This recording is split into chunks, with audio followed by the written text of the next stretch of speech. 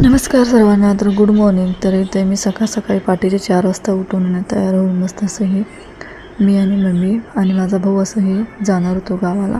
तर भाऊ माझा आम्हाला गावाला सोडायला नाही येणार, तर रेल्वे स्टेशनपर्यंत सोडायला येणार होता.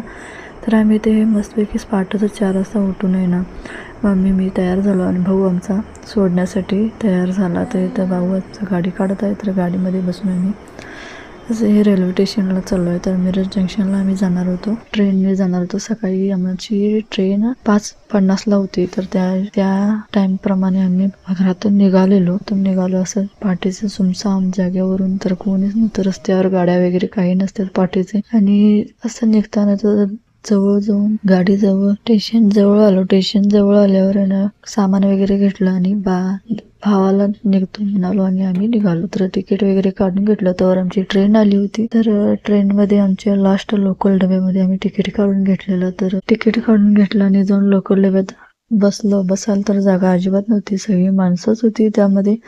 तर कमीत कमी अर्धा स्टेशन गेल्यावर मग मला बसायला जागा मिळाली. तर बसल्यावर असं मस्तपैकी पुढची नदी आली. तर नदीचं पाणी असं हे उतरलं होतं जरा.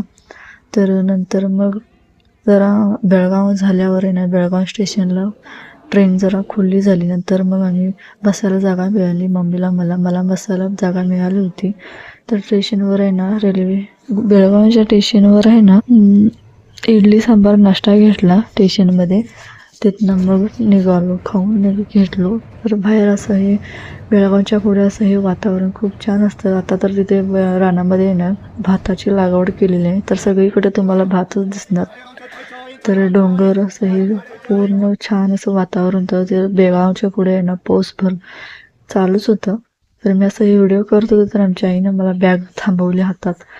तर बघता बघता आमचं स्टेशन आलं. आमचं स्टेशनमधनं उतरून पुरगीकडे जाण्यासाठी रिक्षा आधीच मी फोन करून सांगितलं होतं त्यांना. तर ते दादा येऊन थांबले होते. तर पुरगीकडे गेलो.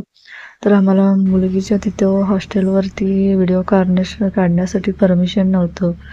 तर त्यामुळे नाही काढला. आणि आता हे जाता जाता बघा असे हे गया वगैरे, तर डोंगरवाडी खूप आहे तिकडे.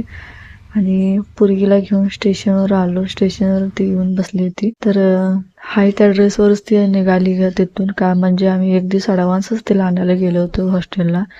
तर इथं बघा किती छान आहे माहिती आहे स्टेशन. तर अजिबात तुम्हाला डोळ्यात घालायला सुद्धा कचरा मिळणार नाही ह्या जंक्शनवर. तर हे कुठलं जंक्शन आहे ते सांगा मला. तर बघता बघता आमची ट्रेनसुद्धा आलेली. त्या ट्रेनवर तिकीट वगैरे काढून घेतलं आणि आत जाऊन बसलो. तर आम्ही काय केलं तर की आमचं दोघींचंच तिकीट काढलेलं. मम्मी